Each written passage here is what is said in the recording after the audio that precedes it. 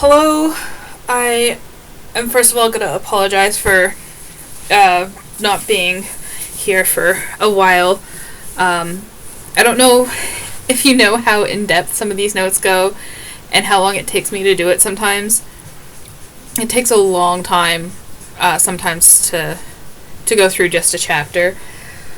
Like I spent probably like 4 hours yesterday just doing one chapter. So just takes a long time. And I also just have life stuff going on, so just haven't made this a priority, but I'm trying to get back. I'm going to be covering chapter 11 of House of Leaves today. But before I get into the actual chapter, I heard of this cool thing that I wanted to share that is related to House of Leaves. So there's this thing called Mel's HoL, and it's this hole that, this pit that was on this guy's property, and apparently there's lots of legends and stuff around it, and legends around the guy whose property it was on, like him being taken away by the government and stuff like that. So apparently, Mel Waters is the name of the guy. He called into a paranormal radio show to talk about this hole on his property, and how weird it was. He couldn't find the bottom of it. He tried to test how long it was with a fishing line. Apparently it brought a dog back to life. I think I heard something about there being a sheep and it was cooked from the inside out that they tried to lower down. And then eventually the federal government actually seized the land that this hole was on. I just thought it was an interesting kind of link to House of Leaves. It's also interesting because it also inspired this art show that was called Mel's HoL, Art and Essays, Aspects of Mel's HoL. Artists respond to a paranormal land event occurring in radio space. So this was done by a guy named Harvey, who curated a collection of Mel's HoL-inspired artworks and essays, noting that the hole is a fundamental symbol of our species, spread too wide to be mapped by its omni-absence. Harvey writes that the story of Mel's HoL throws us off balance and unnerves us by disrupting the natural order of things and not things. If the hole is a womb, Harvey writes of Mel's HoL, we are confronted with an exponentially expansive nothingness that ultimately reduces the vast but limited somethingness of the tangible world past the threshold of significance.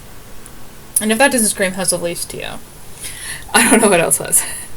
Okay, so now on to the actual chapter 11 here. This whole chapter is about brothers and brothers in the Bible as well. Trying to equate Will and Tom to Esau and Jacob more. And it's interesting because Jacob means heel, and Will, we know, has problems with his feet. So there's a link there. I'm going to move some of my notes here. And we're going to talk about the epigraph here. We have a translation down here.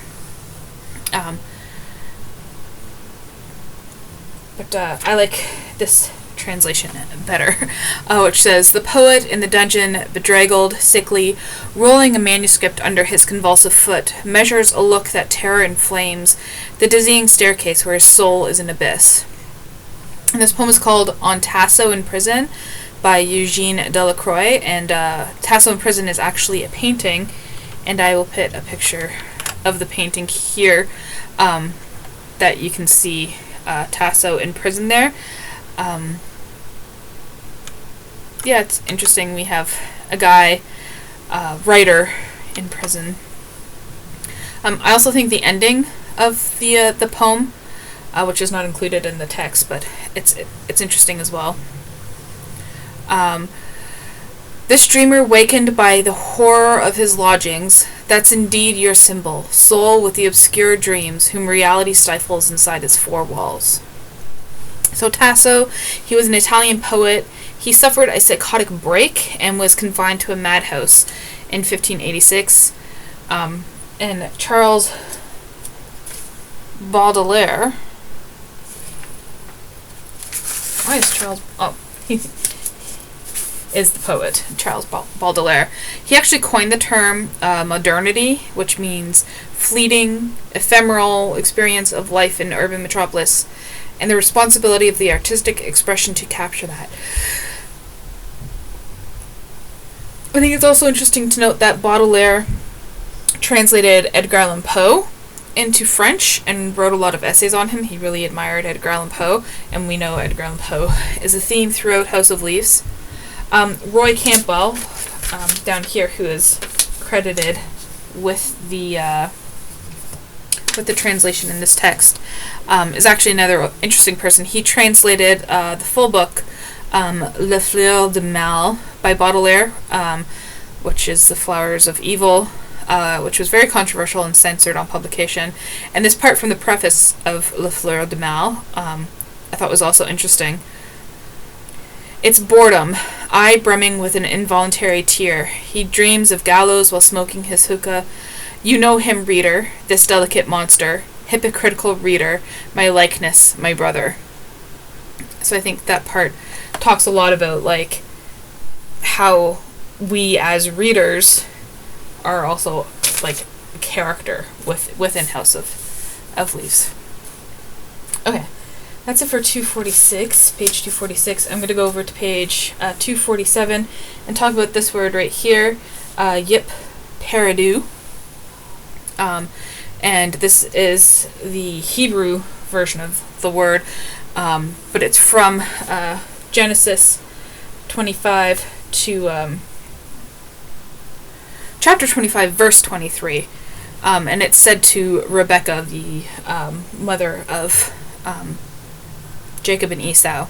The full phrase is, 2 nations are in your womb, and 2 peoples from within you will be separated. 1 people will be stronger than the other, and the older will serve the younger. So, yeah, that's interesting talking about the brothers there. And it's also interesting that this specific word actually disrupts the poetic rhythm of the verses that come before it in the Bible, which, like, signifies more strife. And also, like, the constant interruptions that we're getting by going down into the footnotes and stuff.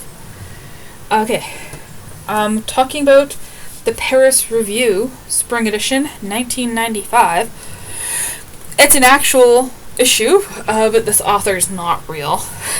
It does have a poem in it on cinema verite, and we did a whole video on that. The list of documentaries in footnote 183, a lot of them had to do with cinema verite. So the poem is by Tom Andrews, and it's called Cinema Verite, A Map is Not a Territory. And this phrase was actually coined by Alfred Korzybski, which emphasizes that our models or representations of reality, like maps or books, are not the reality itself. So this is a model of reality, not reality itself. Okay. I want to talk more about Jacob. As I said, it means heel or opportunist or having or taking the advantage. Eventually, Jacob actually further tricks Esau as they're adults, and he shoots an arrow into his brother's chest and kills him. I thought it was interesting to talk about some other brothers that were in the Bible. Cain and Abel, which also had fratricide in it. Then we have Shem and Ham. They are Noah's sons. And Ham was actually cursed by his father for seeing him naked, and Shem was the one who covered Noah up. We have Joseph and all his brothers. I don't think they're all named, but he was actually sold by his brothers, so again, brothers not getting along.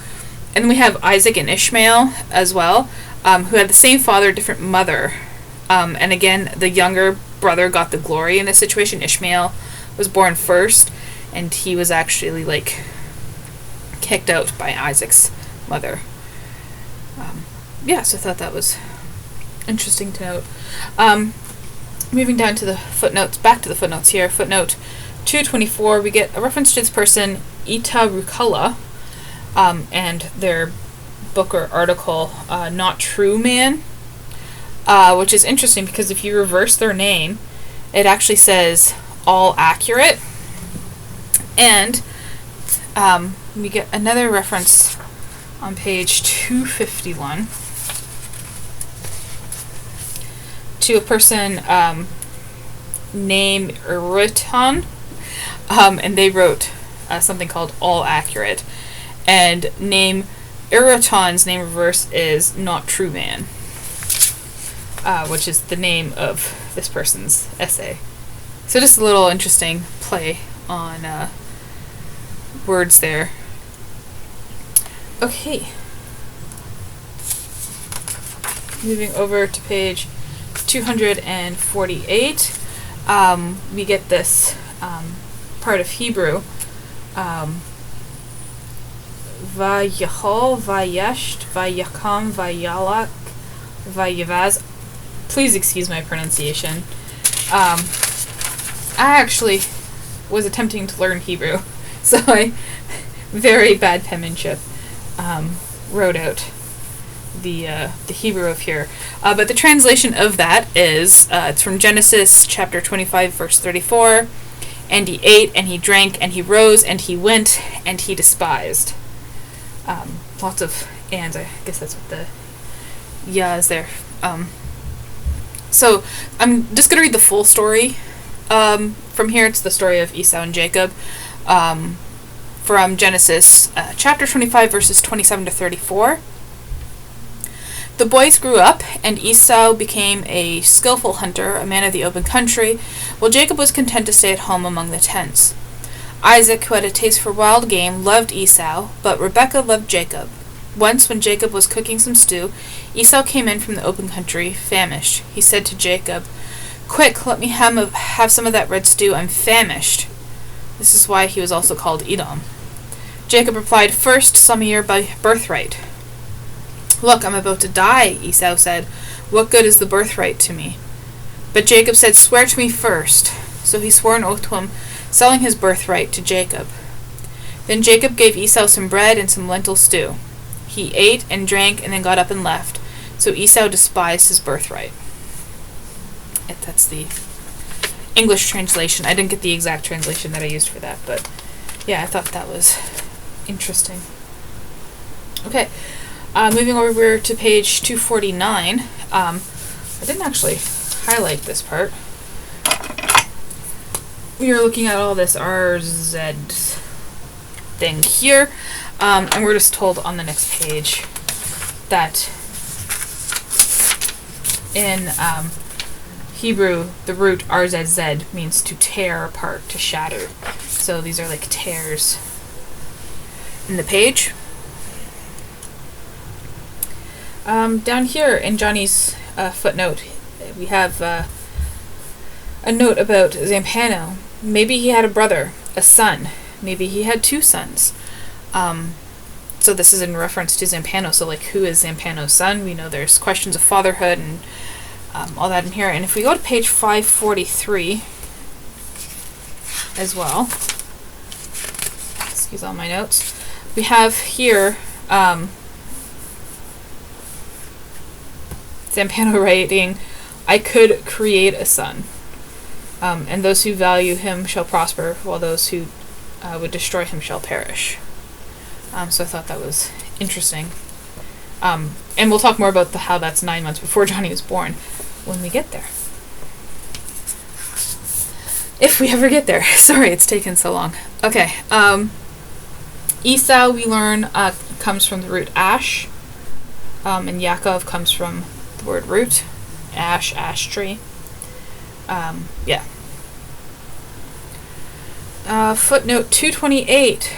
We have this Self, Struggle, and Change, which is an actual book. And I'm just going to read this quote from it here. Use the process of midrash, the attempt to find contemporary meaning in the biblical text. The term midrash comes from the Jewish root darash, which means to seek, search, or demand, meaning from the biblical text. The starting point of our search for personal meaning is the Bible itself. Each generation, each reader can approach the text anew and draw meaning from it. And I think that's kind of what we're doing here, is that we're applying midrash to House of Leaves, trying to determine personal meaning from it, in our, like, taking our modern lens, because it's been like 25 years since the book's been published, right? So, yeah. Then we have footnote 229, Robert Davidson's Genesis 12 to 50, and Davidson is talking here about the root of Esau, and there's more on it here, an actual quote. Davidson notes that Esau from Asha is very doubtful. In fact, the meaning of the name is uncertain. From similar types of names in the ancient Near East, it is likely that Jacob is in fact an abbreviation of Jacob El, meaning may God protect. But popular storytelling is not bound by the rules of linguistics. So I thought that was interesting that, like, the basis isn't there, even though he's quoting him as that being the basis for that. But, like, storytelling, don't let it get in the way. Don't let linguistics and the actual origin of things get in the way of storytelling, right? Okay. Nothing of note on 255 besides the fact that it tells us what the RZ thing is. And then over on page 251 here, we have this triple bar with the line through it, and that means not identical to. So it's a symbol of identity, or an equivalence relation is the 3 bars, and the lines through it, it's used to show that two figures are not congruent or identical. We already talked about footnote 236 being, if you put this, what's the word for when the word's backwards? It means something else. I'm not sure, but yeah, we already talked about that. This note, the typo here, it's a, strange typo. Annie should actually be A-N-I, instead of A-N-N-I-E. But it's interesting because Annie is actually the name of Danilevsky's older sister. Her name's Anne, but she was sometimes called Annie, and you can hear that on the album Haunted. There's a recording of her father calling her Annie.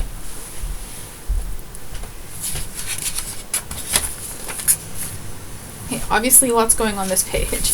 Let me move my notes out of the way. First, on page 252 here, we're going to talk about Genesis 27:24, which says, "Are you really my son?" Isaac says this to Jacob, but it could that possibly be like Zampano to Johnny? And then it gets corrected that it should be Genesis 27:29, which says, May nations serve you, and people bow down to you.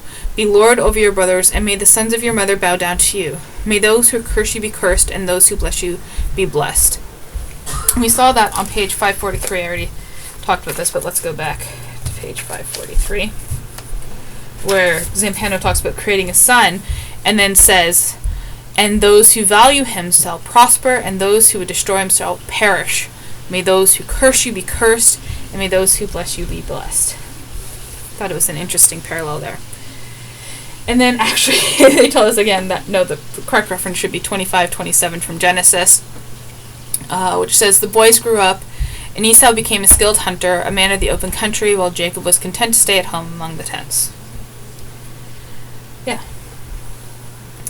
So up here we get a reference to the Torah of Atzliut, I'm going to say. And this is part of the Kabbalah, the Torah of souls. I had like a whole note on it here. So this is the doctrine of the 4 graduated worlds and the concentration of the divine being. The opening line... sorry, I'm going to go off my notes on the computer here. So it's 4 worlds make up the tree of life. We have Atziluth, which is the world of emanation, Beriah, world of creation, Yetzirah, world of formation, and Ashiya, world of action. And these are actually linked with Jacob's ladder. So again, we are talking about Jacob and Esau here. The opening line of the Torah of Azalut says, Elahu opened, it is written, the secret of God is for those who fear him. Psalms chapter 25, verse 14. This verse refers to the idea that even if a Jew learns Mishnah, Gemara, and yet has no awe, for naught does he splash in the great waters of Kabbalah. He toils entirely for nothing.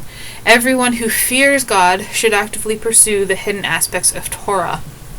And this is kind of like how we need to delve into the hidden aspects of this book and fear and stand in awe of the book that we are reading. This Tears of Esau is another note I'll talk about in a second. Or talk about it right now. So that's footnote 246 in reference to here. It says, the Messiah will not come until the tears of Esau have ceased. And it says this book was lost. This is actually from a book called The Rung of Redemption by Martin Buber.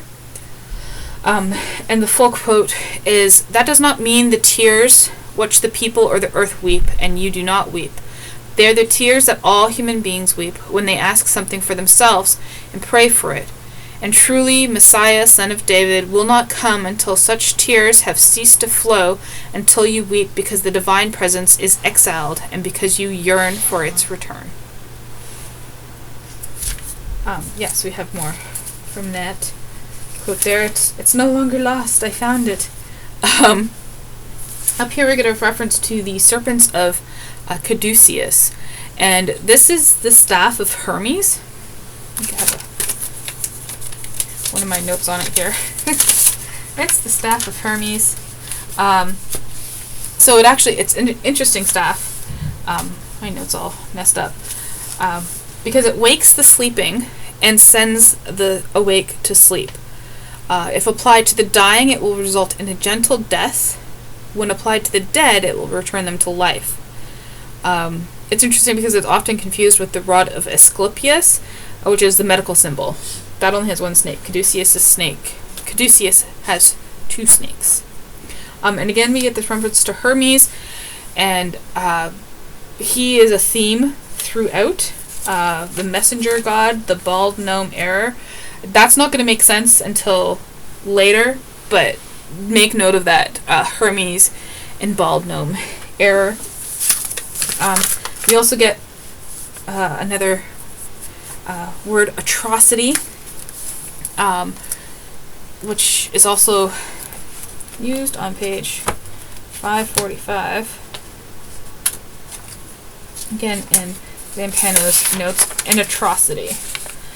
Just an odd word that sticks out, and it becomes more important on page 298.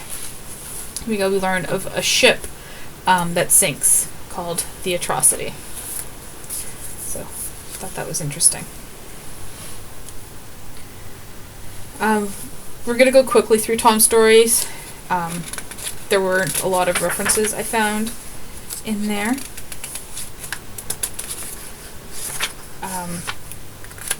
257, we get a reference to Birds of Paradise. And on page 15, Johnny had been telling a story about the birds of paradise. Over 50 birds of paradise. I actually think I should look more into birds of paradise and see what that's about, because it comes up quite often. And then we get this joke down here that priests misread the word celibate as celibate. So it turns out that they can have sons. And it's an example of a mistranslation or a typo, which we find a lot of in House of Leaves. Okay. Page 260 here.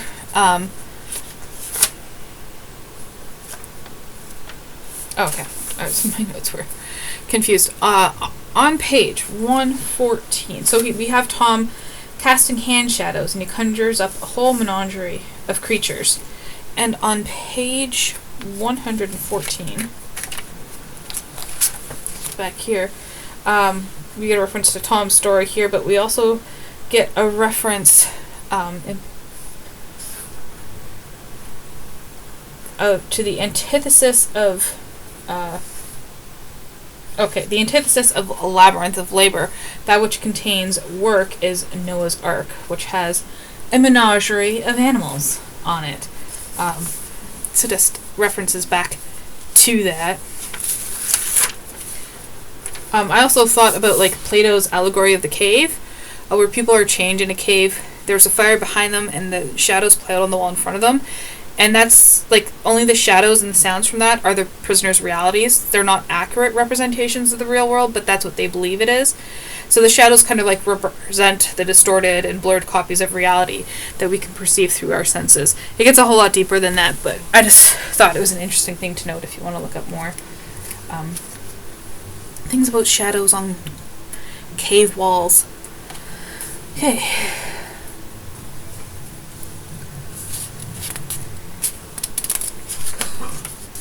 Page 262, concertina wire without a hand grenade.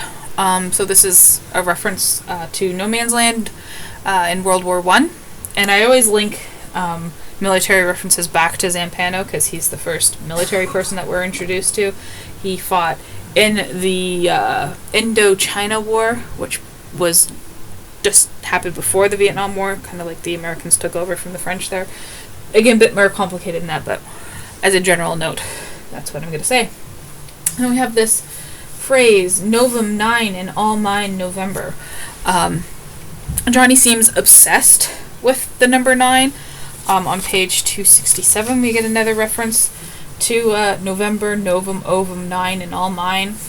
And on page 503, oops, a little too far. Page 503, another reference to the number 9.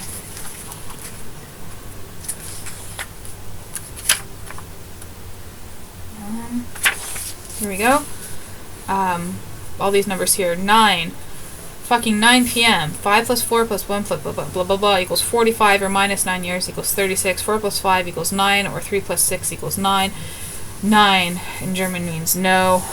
Yeah, in numerology, I thought that's the only way I can go about this. 9 kind of represents completion, so it's the last of the cardinal numbers. It's a culmination of wisdom and experience. It has energy of both endings and new beginnings. In Norse mythology, it's interesting that the universe is divided into 9 worlds, all connected by the world tree Yggdrasil. I'll go to the last page here. You get a mention of Yggdrasil.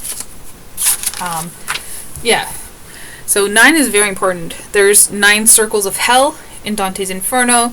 There's 9 muses. Cats can have 9 lives. There's 9 months of pregnancy. So 9 is like a very important number. What that means for the text, find out. I don't know. Over here on page 263, we get this weird footnote thing. YN, just Y equals yes, N equals no. We find that out on page 582. Got this handy little cipher here to see what the words mean. Y, no, N, there. Okay. Moving on to page 264. Claire English. This is actually the 3rd reference to Claire English, or the 4th reference, actually. She's mentioned in the introduction. Here, he just getting over this woman, Claire English, and he mentions her again, not too very long. Claire English, and again on page 105, he mentions her again. Just 105, Claire English. She broke up with Johnny just before he found her notes. I thought that was interesting. We get this word, blissful bowers. This is actually from John Milton. His poem called The First Love of Adam and Eve. And this just a random thing I pulled verse I pulled out of it that I thought was relevant. Thus talking hand in hand, alone they passed onto their blissful bower. It was a place chosen by the sovereign planter where he framed all things to man's delightful use. This is the origin of that phrase. 265, we have the word postles, which is just interesting. I like looking at the weird words. It just means like marginal notes. So no doubt your postles will be happier than mine, so hopefully. And then I wanted to go through Lude's list here. And something that came out that kind of was like a link between all of them is that they could all be matched to saints. So it might be a bit of a stretch, but I thought, why not? Let's go through and see if they're all different types of saints. Obviously, there's no Saint Sparkle. That's one of the ones that wasn't there, but let's look at the other ones. Monique could be Saint Monica, who is the mother of the virtues, more fortunate because of her offspring. She was Saint Augustine's mother, who was one of the fathers of the church. So she was a saint because of her son. Tanya could be an allusion to Saint Anthony, because Tanya is like the female version of Anthony, or Tony, which is Anthony, who is the patron saint of lost things. And like we could all use that being readers of House of Leaves. Nina could have been Saint Nino, but I couldn't find anything relevant about her. Kelly, there is a Saint Kelly who is an Irish saint who actually stopped his family's hereditary succession of a monastery in Ireland. So again, that link to like family and having kids or not having kids and stuff like that. Gina, maybe Saint Gianna Baratamola, who is the patron saint of mothers, wives, families, and the unborn. So again, family, mothers. Seeing a kind of theme here, I hope. Caroline could be Saint Caroline, the patron saint of educators. Then we have Susan. So there's Saint Susan, or Saint Susanna. So her existing, this is interesting, her existing hagiography was written between 450 and 500 AD. And it's, the quote here says, is of no historical value, and the relations it attributes to Susanna are entirely fictitious. So the legends around her are unreliable. So it's interesting that we have this saint that has this biography written about her that is not real. Then we have Marin, who could be after Saint Marinus, the patron saint of bachelors and the falsely accused people. And it's interesting, his last words were, I'm not going to try and pronounce the Latin, but the translation of his last words were, I leave you free from both men. Which I thought was interesting.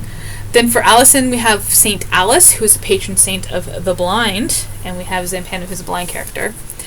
Dawn, I thought, I couldn't find a Saint Dawn, but I found a portrait of the Virgin Mary called Our Lady of the Gate of Dawn. And it's actually a significant portrait because it is the Virgin Mary, Mother, without her holding the infant Christ, which is unusual. Melissa, there's not an actual Saint Melissa, but I found this interesting book anyways. You know, I like to stretch with these references sometimes. So Saint Melissa the Mottled was a book by Edward Gorey. And Saint Melissa was canonized not for her performance of healing miracles and martyrdom, but despite, or because of, her miracles of destruction, rough and tumble hijinks, and dabbles in the supernatural. Instead of the skills proper young ladies studied, Saint Melissa was adept at the bringing on of migraines, the refinement of lust, and the involutions of penmanship and calligrams. And as Gorey wrote, letters she wrote are still to be delivered, traps she set still to be sprung, pronouncements she devised are still to be promulgated, objects she hid are still to be found. And I thought that was a fitting link to House of Leaves there. Aaron, I couldn't find anything for Saint Aaron, but Aaron is another word for Ireland, so I thought maybe like Saint Patrick. But I couldn't find really any links there. Betsy is a nickname for Elizabeth, and Saint Elizabeth is the patron saint of dying children. And further on in the book, we learn of a child's death. Homeless people and widows. So Polyphena was a widow, right? Michelle is the female version of Michael, and Saint Michael is an archangel who fought against Satan, and sometimes they're depicted as brothers. We are reading this chapter about brothers. Alicia, I linked back to the Saint Alice. Dana is the last girl on his list. So Dana is the feminine version of Daniel. So I chose Saint Daniel in the Lion's Den. It's interesting because it's generally accepted that the book of Daniel originated as a collection of folk tales among the Babylonian captivity, the Jewish community living in Babylon and Mesopotamia, in the Persian and Hellenistic periods. The chapters that include the tale of Daniel in the Lion's Den actually may belong to the earliest stage, because they differ from the other books. Although the entire book is traditionally ascribed to Daniel the seer, the tales of chapters 1 to 6 include the story of the Lion's Den, are the voices actually of an anonymous narrator, except for chapter 4, which is the form of a letter from King Nebuchadnezzar. And I can only say Nebuchadnezzar because of the Matrix. Just if you get it, you get it. So I thought that was interesting that the way that the book of Daniel in the Bible was written is kind of backwards and all over the place and may not actually be true. And then we actually get Johnny's list down here. It's not as formatted as his. So I thought, well, let's continue on with the saints. So I did. Gabriella could be Saint Gabriel, the archangel, who's the patron saint of messengers. And as I said before, Johnny is the messenger.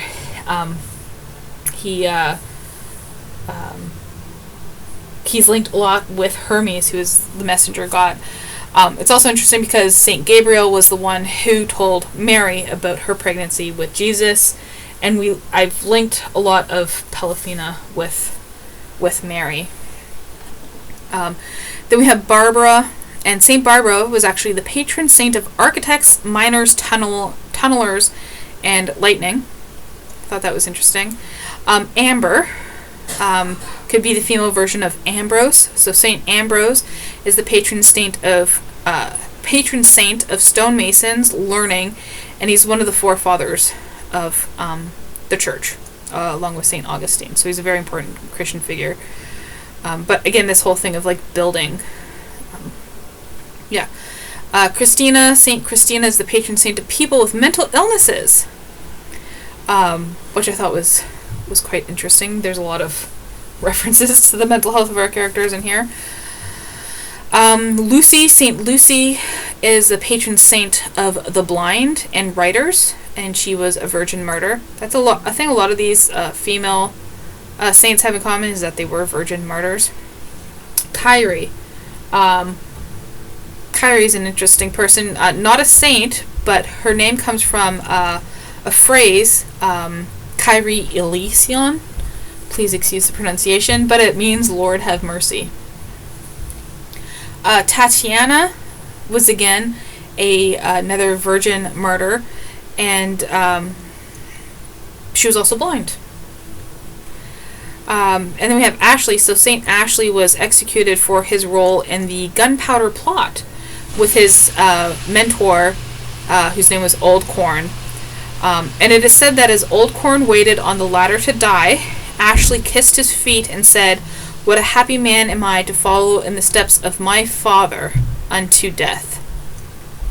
So again, we have that link between Johnny and Zampano, father-son type thing, and Johnny following in Zampano's footsteps. And then lastly, Haley. I couldn't find a Saint Haley, but I thought Haley, Hail Mary, maybe. I don't know. So, yeah. It's just, I like going off on like tangents like that and just seeing where it takes me. Because that is how I discovered the Battle of Den Bien Pho in the introduction. Is just looking up all these girls' names. I thought at first they were literary figures, but no, they're places in Vietnam. Okay, on to page 266. This story that I hate reading this story. This is like the only part that I don't like reading because it involves the death of a dog. So I'm not going to talk about that. But pages 266 to 269, we get the story of Johnny with the IE. And I think this Johnny could be a reference to Pelafina. So we get some words that kind of link to that, such as the fact that she has nails as long as kitchen knives. We get Pelafina saying she had long, ridiculous purple nails. Over here we have Johnny talking about Johnny has knotted fingers, and Pelafina has said, "My hands resemble some ancient tree," i.e. full of knots. I also thought Johnny could be Lilith from the Bible, because she says she is 6,000 years old. The Hebrew calendar says Earth was created 5,780 years ago, so close to 6,000. And she also says, "Call me the mama of all strays," which is also mother of all strays, mother of monsters. Kind of made that leap because Lilith was sometimes referred to as the mother of monsters. Also on page 546, from the entry November 11th, 1994, this is one of Zampano's random notes, we have "defend a stray's hun." So this could mean defenestration. We'll talk about that more when we actually get to there, but we have another reference to strays, and she could be a stray's hun, a stray's mum, if you so think. Again, here we get another reference to all the nines. November, Novum, Ovum, 9, and all mine. I already referenced the other pages that could reference to. But Novum, Ovum just means 9 eggs. Yeah. Yeah. That's the end of my notes. We have just more flip through of Tom's story here, and it ends. So, yeah, I'm gonna stop here, and I'll come back with chapter 12 in another video. Let me know your thoughts on chapter 11 of House of Leaves, any references and stuff that you picked up that I didn't mention, and thank you for watching.